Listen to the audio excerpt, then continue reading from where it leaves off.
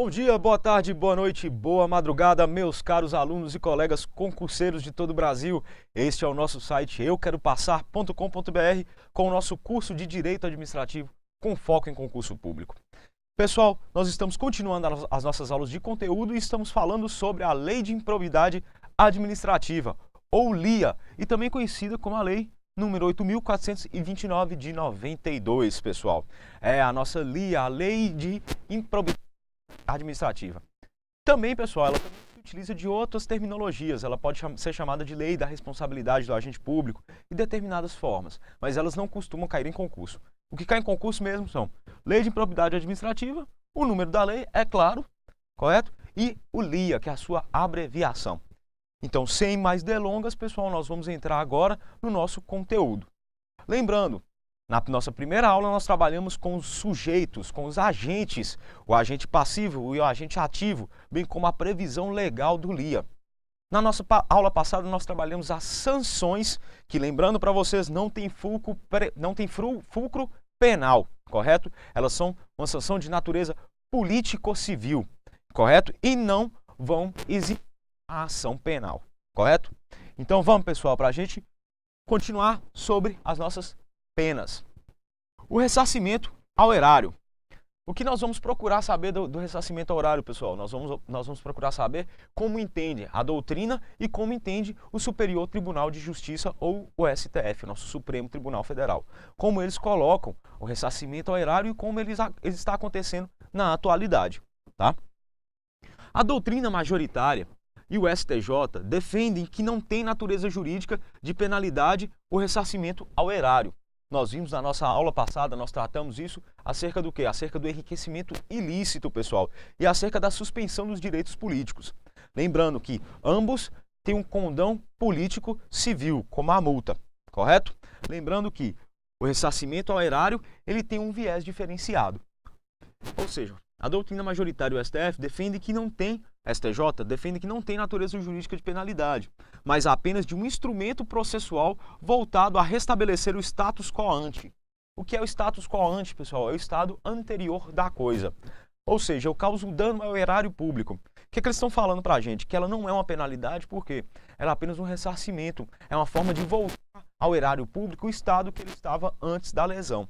Tá?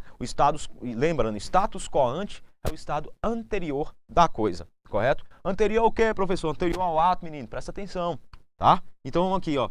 Assim, deve-se respeitar o princípio da proporcionalidade para aplicar ou não a proibição de contratar além do ente federado. Isso nós já estamos falando de um viés do ressarcimento ao erário que vai entrar dentro de onde, pessoal? Vai entrar dentro da proibição que tem de se contratar com o administrador, correto? Com o Poder Executivo. Então a gente observa que deve-se respeitar o princípio da proporcionalidade para aplicar ou não a proibição de contratar além do ente federado, pessoal. Correto? Isso são as aplicações que elas vão ter dentro do ressarcimento ao erário público, ok? Continuando, pessoal, eu vou abordar agora alguns pequenos vieses que nós temos dentro da nossa lei.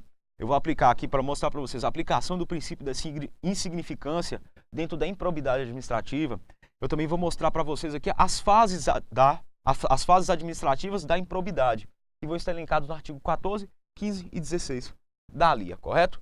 Primeiro, pessoal, o princípio da insignificância e improbidade administrativa. Se aplica ou não o princípio da insignificância, que é um princípio que tem na sua natureza vinda de onde? Vinda do direito penal, pessoal.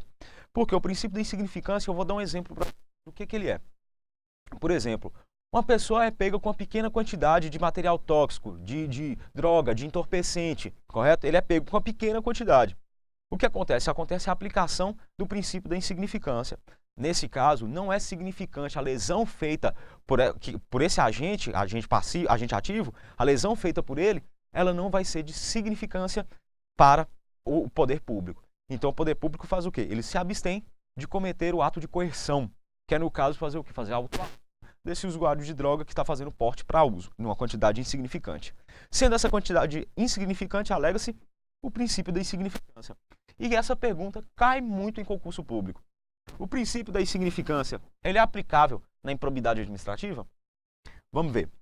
Prevalece que não se aplica o princípio da insignificância aos atos de improbidade, uma vez que muito mais que o patrimônio, busca-se proteger a moralidade administrativa.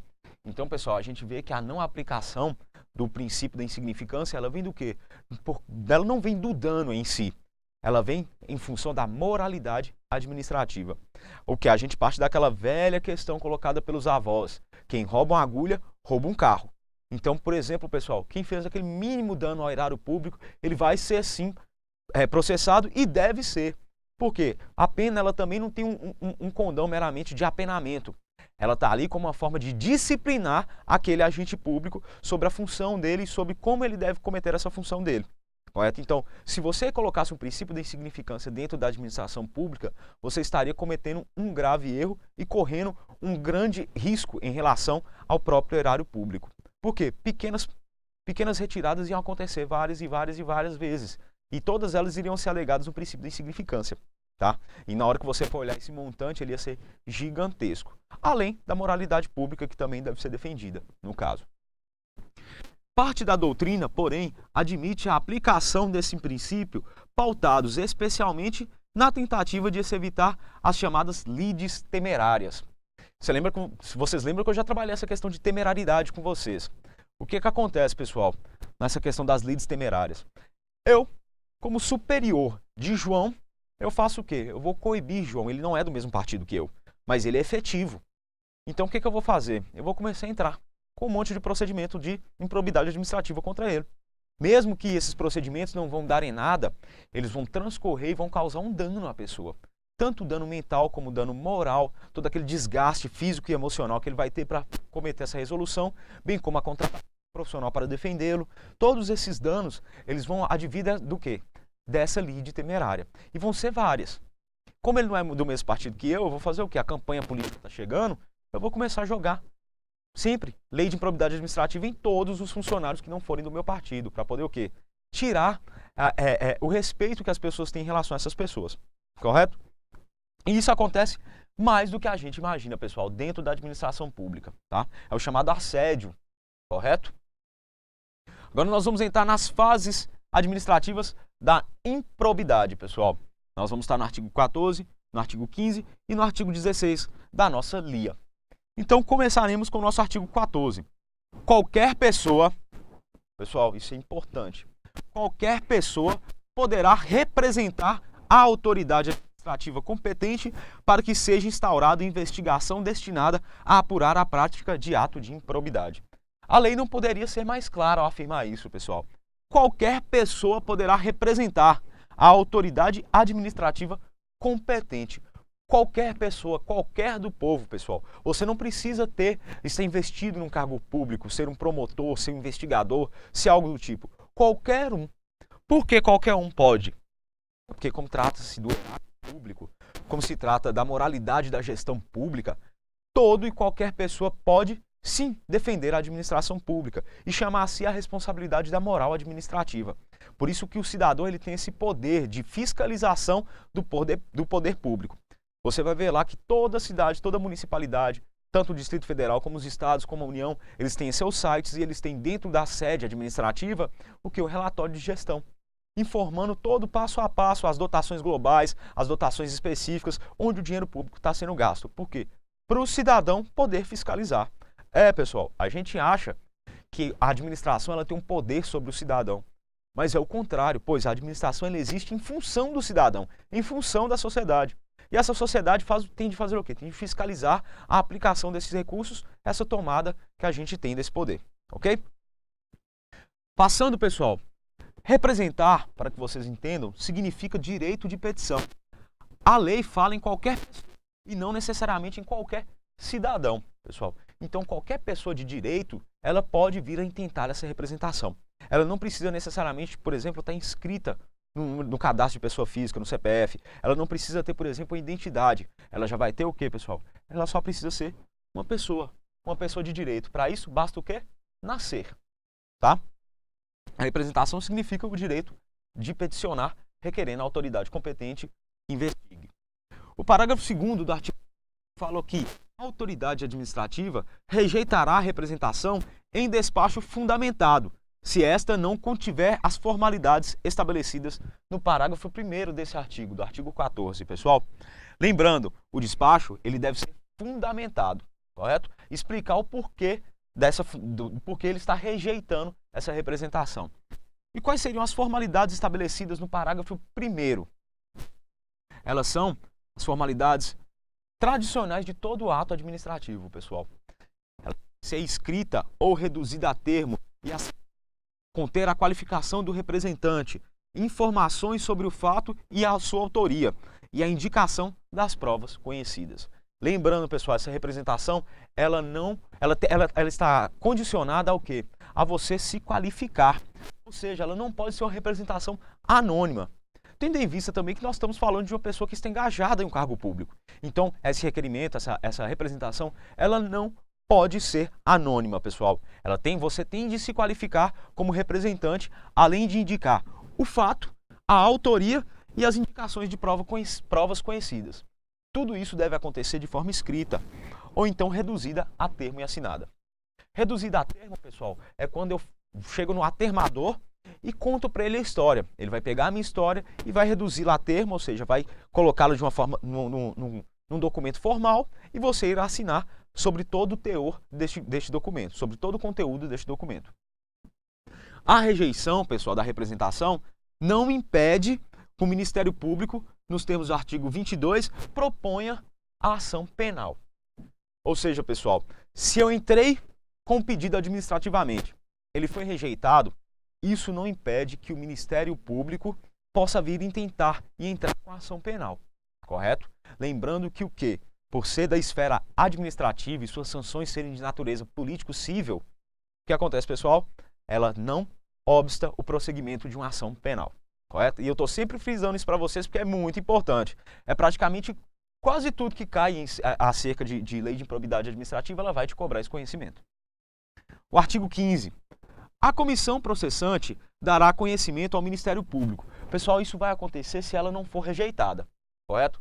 A representação, ela sendo aceita pela autoridade, ela fez a investigação, acontece o quê? A comissão processante dará conhecimento ao Ministério Público e ao Conselho de Contas da existência de procedimento administrativo para apurar a prática de ato de improbidade.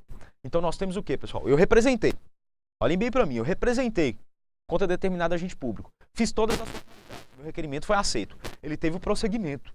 Esse requerimento ele vai fazer o que com ele? A autoridade competente irá enviar para a comissão processante. Essa comissão processante irá enviar outro requerimento para onde? Para o tribunal ou conselho de contas, informando do procedimento administrativo para apurar a autoria do fato e o fato em si. Tá? Esse é o prosseguimento que nós estamos dando na nossa representação administrativa. O artigo 16 vai continuar ensinando para a gente como é que isso vai transcorrer. Havendo fundados indícios de responsabilidade, a comissão representará ao Ministério Público ou à Procuradoria do órgão para que requeira ao juiz competente a decretação do sequestro dos bens do agente ou terceiro que tenha enriquecido ilicitamente ou causado dano ao patrimônio público. Então, pessoal, teve a investigação administrativa, lembra? Eu representei, foi aceita a minha representação, foi enviada para a comissão processante avisou o Tribunal de Contas e o que vai acontecer agora, pessoal? Havendo a investigação dado sucesso, descoberto que existe autoria, essa comissão processante ela vai pegar esse parecer e enviar ao Ministério Público. E o Ministério Público aí vai enviar para um juiz competente para ele poder apreciar o caso. Correto? Aqui ocorre a chamada judicialização da fase administrativa, da lei de improbidade administrativa, pessoal. A representação ela não é feita diretamente ao juiz, sim ao titular da ação, que era o magistrado. Quem é o titular, como diriam os delegados do Brasil, como eles costumam falar? Quem é o todo-poderoso senhor da ação penal? O Ministério Público, pessoal. Então, o que acontece? A representação vai ocorrer toda a fase administrativa. E agora nós vamos na judicialização da fase administrativa. Com o quê? Com o requerimento da comissão processante, contendo toda a investigação, ele vai ser enviado ao Ministério Público. O Ministério Público, como senhor da ação penal, vai fazer o quê, pessoal? Ou ele vai enviar para o juiz, ou ele vai requerer novas diligências, ou ele vai arquivar, correto? Neste caso, obrigatoriamente, ele tem de enviar ao juiz. O juiz vai arquivar caso não sejam fundados os receios contidos na representação. É importante a gente entender isso. Judicialização da fase administrativa. Representação, comissão, fez o parecer, enviou ao Ministério Público, que envia o requerimento para o juiz. Ok, pessoal? Então é importante vocês saberem isso. É lei de improbidade administrativa, cai demais, pessoal. Então, vamos continuar absorvendo o conteúdo com as nossas aulas. Eu vou continuar esperando vocês aqui no nosso site euqueropassar.com.br. Até lá!